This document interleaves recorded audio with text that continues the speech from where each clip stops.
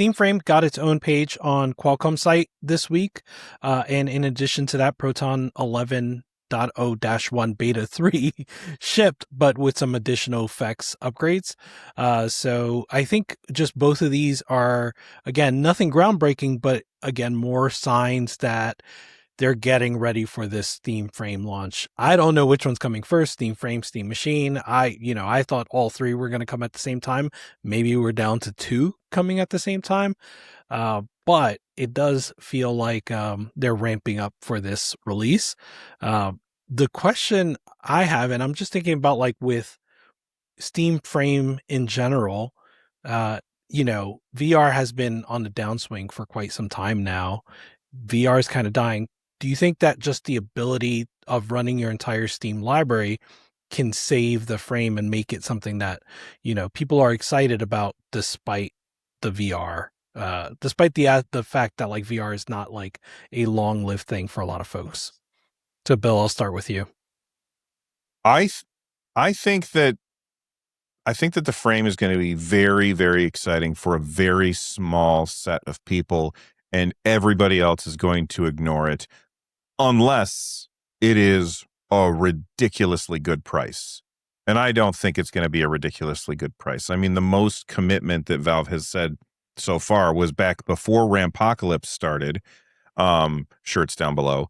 But they said it's not going to cost more than the Index did. And the Index was $1,000. But I don't think that I wouldn't hold them to that promise, because after they made that promise, the price of everything went bananas.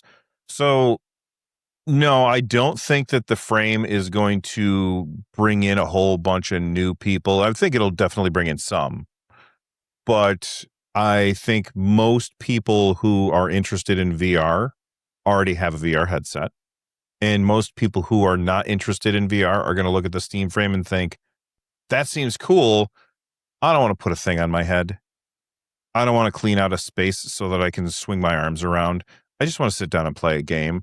And I think that all of those things that happen to make like the detractors for VR, they live with Steam Frame as well.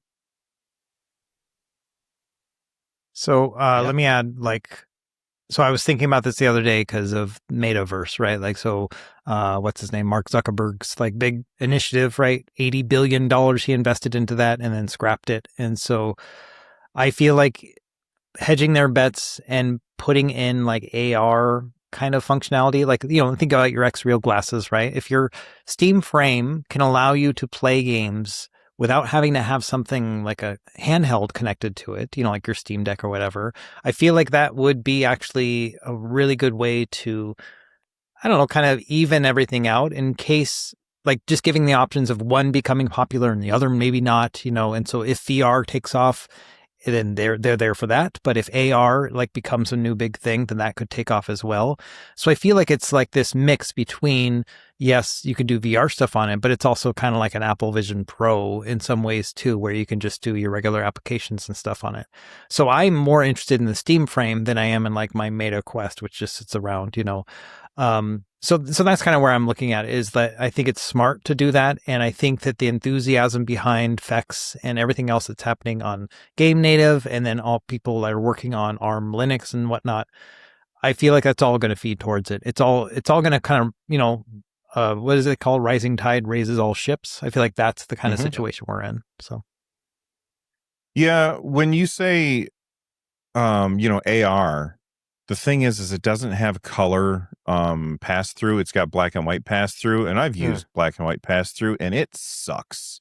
Now, I think, isn't the frame have the ability for you to slot in your own pass through cameras? Yeah, it's modular. It does. Okay, so I mean, watched that's a definitely video on it, and they said that there will someone can make a color camera mod. Right. I don't know what to call it, but you get what I mean. Yeah, exactly. I think that for if you have that, then awesome. But without that, I think that just the PSVR 2 doesn't have color pass through, and the MetaQuest 3 does. And I used my son's MetaQuest 3, and I was like, good Lord, this is so much better. Like the black and white pass through is hot garbage. And the screen on the PSVR 2 is great. But as soon as it's black and white, it just kind of ruins it. Anyway. And the cord is like Yes, a the big cord bummer. is awful. A huge bummer. I hate having Like the cord everyone because you says it's get turned better. around. Yeah. It's better than what it had before, but I like after using a Quest, I'm just like I don't like the cord. Right. Jimmy, Well, are you? go ahead. Well, I was going to ask. I haven't heard you talk about the Steam Frame much. What is your excitement level on the Steam Frame? Hardware wise, I think it looks awesome. The problem for me is the thing that really excites me with all this stuff is games. And like you see this new VR headset coming out and it looks amazing, but then simultaneously, like Moss and Moss 2 are getting ported to flat because they're not making enough money with VR. Like all these studios are shutting down. The Alien Rogue Incursion VR game is also a flat game now. So I don't really know what's going on in the VR world, but it just seems like weird timing to have this great new headset and then every VR studio is kind of transitioning to flat, or I don't even know what's coming out. So if there's like a game I can be excited for, then I'm all in. Either way, I'm going to buy it just to mess around with it, but like I'm not like stoked, you know, I'm not like, yes, I'm so excited for this new VR headset because I have a MetaQuest 3 and just like what Russ said, it sits literally on my tool chest in the basement. It's like collecting dust. I played Metro and I played the Batman game and I played Resident Evil 4 and then there was nothing else to play because I had the Quest 1 and I played Boneworks and everything. So I feel like I've kind of covered VR at this point. Then that same thing happened to me. I got the PSVR 2. I got Horizon Call of the Mountain. That was my first VR experience. I was like, holy bananas, this is crazy. It's so cool. Then I picked up Light Brigade and I played the hell out of that. And then I ended up picking up something else. I can't remember what it was. I put it on my stupid head and I was like playing for 5 minutes. And then I was like, oh, I got to go do something. And then the next time that I wanted to play, I was like, I just don't want to set all this shit up. Like, I don't want to move my coffee table out of the way. I don't want to plug in a wire. I don't want to do all this. I just wanted to sit down and play. And so that's where it sat, never to be touched again. And at some point, my son came up and absconded with it. So now it's down in his room. Yeah, that's the big problem for Steam VR in general, and it feels to me, especially with the specs on the Steam frame, that it is yet again, unfortunately, not good enough to like transcend into the next generation of what people think VR should be. For me, the field of view is still not large enough. We still have that almost binocular vision that Mhm. happens with even for Quest 3. Quest 3, I only use AirLink, and it's not the best experience. I think with what Valve is doing with their foveated streaming is a correct solution that I will be using. I'm not of the belief that flat games are going to be this thing that people expect it to be. And even if it does, like trying to piece together information from like what Gamers Nexus was trying to get out of them, it seemed like it would be pulling 20 watts total power. So you had like an hour of battery life, and I don't know, that just seems like no one's that's an hour is like way too little. So it's this weird space of the battery can't be heavy because no one wants to have a heavy thing on their head, and you don't really want a cord that for the battery pack going over there. You really need something that you put on your head and you kind of keep on your head and it's comfortable for it to stay there. And then you have all the AR stuff. Like sadly it's Bradley. I see all of his stuff and he does crazy nonsense with the Apple Vision Pro. Like he's on a beach just like looking around and doing crazy nonsense, like moving windows around, and it's super cool, and you can see the benefit of having spatially aware, spatially anchored windows and stuff. And Steam Frame will have that, but they have this real challenge of like not just effects compatibility layer is going to be this thing that they need to keep on building. So I just don't feel like the Steam Frame is definitely still a niche product. But what kills me the most is you just know that Valve is going to take another 10 years before their next iteration comes out. So it's like this one is just not going to be perfect enough for it to be this actual dream of what VR needs to be, and it'll still be this very niche product is how I look at it at the current moment. Yeah, I think I'm with you on that, and I think the specs of the frame make it interesting in comparison, not necessarily interesting in a good way, in comparison to the Steam Machine, the Steam Controller, and the Steam Deck, where each of those products are not necessarily the top of what you can get, the top of what is available, but there's like a practicality to each of those products, the Steam Controller, Steam Machine, and the Steam Deck. There's a practicality there that like this just makes the level of that product makes sense for a lot of folks, for a lot of people that play video games, right? Whereas the practicality of the Steam frame of any VR headset that is not the absolute top of the line, it's just diminishing returns very quickly the further you get away from that top of the line spec for VR. Yeah, I'm not even suggesting that they have to push more performance in there because there's battery life considerations and there's weight considerations for the VR helmet. So there's very tight constraints of what could actually be in a Steam frame. And I think there's a outside of the VR people, there is this very large presence of ARM people that see what the Nintendo Switch does, and they're like, the Steam frame is going to destroy that. And it's like, you should really pump the brakes there, fella. Like Mhm. you have these wild expectations that I don't think are going to actually materialize. So I'm thinking it's going to be impressive, but it's going to be something that I think is still going to actually be fixed compatibility wise. Like I have the latest version of Effects and doing other stuff where I have full Linux, Arch Linux I installed on the Flip 2. It's only the 865 on there, but things aren't like super awesome. Like there's lots of things that are still broken. So I haven't tried the absolute latest of what's coming out, but it genuinely needs a bunch of work still. Yeah, Yeah, you talk about. Oh, go ahead, Rich.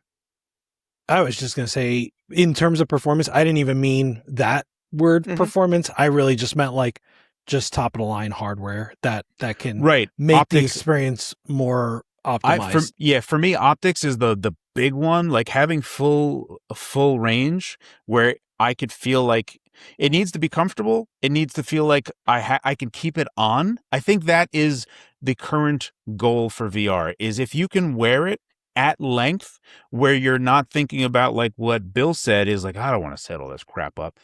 That's the hurdle. That is the goal. You have to pass that goal of, let me just get into this because I have all of my Windows set up. This is my desktop. I just use it. This is how I do it. It's hooked up to my Bluetooth keyboard. It's hooked up to my Bluetooth mouse. This is what I use.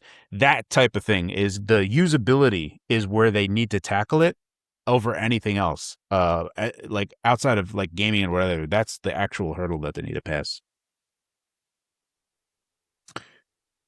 So I have to say I'm less excited about Steam Frame than I just am about Fex. Like I think Fex is super interesting. I've been using my AYN Thor. Like I've been using this as a I've been using this as my main handheld recently. And of course, I can't play all the big games on it. I just play the little games on it. But it's awesome to play those little games on this device, especially it's a clamshell. What I usually do is I throw a YouTube video down on the bottom screen and I'm playing something like Splinter's Revenge or Shredder's Revenge or something on this. It's a great experience. And it's a great experience and it's shoehorned onto this. It's not built for it right now. And so I'm very excited. I know it's not going to have the same processing power as when we have x86, but I'm very excited for when we actually get to the point where that is a possibility and you have a bunch of little Steam Decks instead of just the main one. You know what I mean? Yeah, for me the Trojan horse of that is really, especially because Epic did all the work with all the legal fighting of, making sure that if you download something from the Play Store, that whatever store that you have on there you could charge money for and stuff. So there's a point that I think it's there's a possibility somewhere that Valve is just like, actually the Steam application on Android, you can just download and run games on your Android phone directly. Like, we did all the stuff. There's a lot more that they have to do, but there is a real possibility of actually just run your games directly on your phone because of all this stuff that we've done, which is super cool. Like, that is a huge benefit. It's like, oh, all my Steam games that I've been buying are now also available on this other platform that I never ever thought I would have. That's like, the beauty of PC gaming is how open the platform is, and opening up ever, and then people get to appreciate why owning PC games on a digital platform is like so appealing. Yeah. Go ahead. What's the fastest you think that Valve would do that? That Valve would make it so that you can get Steam on your phone and play your games like that. I don't think it's like for like another year or so away at best. Like, as like, even if they were like to blitz it, because they have they're like their Steam Frame, Steam Machine, Steam Controller, like that's their world space right now. Outside of whatever else they're going to be doing, I don't see them doing anything else on Android clients or even iPhone. Not for quite a bit yet, and especially because not for nothing, I have to wonder if the people at Valve don't look at like CachyOS and just be like, that's actually a pretty good SteamOS, and like, we kind of don't need to do it for them. And like, you look at what's her name? She did the VRAM fix for the Steam Machine. Oh, Natalie Vaughn. Natalie Vaughn. Yeah, so Natalie Vaughn is using CachyOS. I mean, like, that paints the biggest picture. It was like a Valve employee is using CachyOS to do the thing that is going to be better for the Steam Machine already. And, she's like, yeah, if you have CachyOS, you can kind of already do this, and it's already there because of all this other stuff. So for me, I feel like CachyOS is kind of like a it's like not stamped, because you have Bakelite and all the other stuff as well. But for me, I feel like CachyOS has, especially if you look at the Linux distro numbers, a lot of people are electing to go to CachyOS because it's not immutable. It is actually a full distro. It's like easier to like just compile whatever you want without having to like, I don't have any GCC make tools. I have to like break into that. And on CachyOS, it's just like, yeah, it's like actually regular Linux. So for me, I think CachyOS is winning a lot of hearts. Certainly mine. The growth of CachyOS has been absolutely insane. Mm-hmm. And in that last hardware survey, they are up to, I think they were not on the chart before, even though they were gaining users. But either way, on that chart, it's now 8.37%. Yeah. Compared to SteamOS's 23, right? Like a third of that audience, when you have dedicated hardware that's sold over 1 million for the SteamOS, basically, right? That sold over more than 1 million, a few million, right? But CachyOS is just doing it off the strength of, here's a Linux distro. So that's pretty incredible. Yeah. Like, if someone was on the fence about CachyOS, I would really suggest trying it, especially if you have a spare machine that you would like to give it a go. Again, I said this last time that we were on this, CachyOS does so many things that I was electing to do myself. Like, I was looking and I was like, oh, let me do ZRAM's already here. Oh, let me do this. Oh, no, that's already there. Oh, let me take a look at this scheduler. Oh, no, they already did that. I'm like, goodness gracious. These guys are just like pushing it to the, like, they are hot. They're redlining whatever machine you get on there, and it pays dividends, and it's been super stable. I haven't had any problems myself. I don't go looking. I don't like stay on CachyOS forums. So I don't know how much problems people are having, but I've been having a great time with CachyOS myself, and I would very much recommend it if you were looking into doing SteamOS. I'm going to mention this again because it's super cool. It's all the Input Plumber and SteamOS Manager, which is now the whole backend stuff, so you don't need handheld daemon. You can now integrate into QAM yourself using these dbus framework type of stuff. So you don't need Decky? Yeah, you don't need Decky at all. It's actually built into So on my system, that's Decky. What I'm doing. Yeah, so you don't need to do any of that nonsense anymore where you have this thing and like if it updates then it breaks Decky. Nope, nothing anymore. So on my GP2 Mini, I have CachyOS Proton 11 with CachyOS, their version. So I have FSR4 and I have my own Ryzen adjust where I do the TDP slider. And when I change the TDP slider, I automatically, like if I go to like 10 watt, I automatically cap CPU to 2 gigahertz, and then I force EPP modes just to get even better performance. Amazing. So I'm doing like all this awesome stuff. It's the best. It really is the best. I'm like, oh yeah, I could just do all this stuff, and because like CachyOS, that's one thing CachyOS doesn't do. Like I was like looking at it, and I was like, oh, I'm running at 15 watt. I do a Cyberpunk benchmark, and I'm like, EPP power save mode, and it's like 20% better performance. I'm like, aha!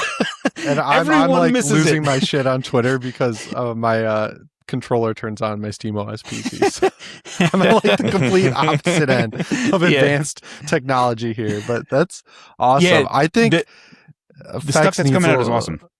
Yeah, Effects. I've tried Game Native on my Thor, and I've had horrible luck. Like certain games work like Absalom, anything light like Hades 2. Those are great. I try like Call of Duty Black Ops 1, disaster. I was trying the Devil May Cry HD collection. It just black screens. I tried the Castlevania Advance collection, and it has like a Windows 98 border around it with like the maximize, close, and minimize, and you can't get rid of it.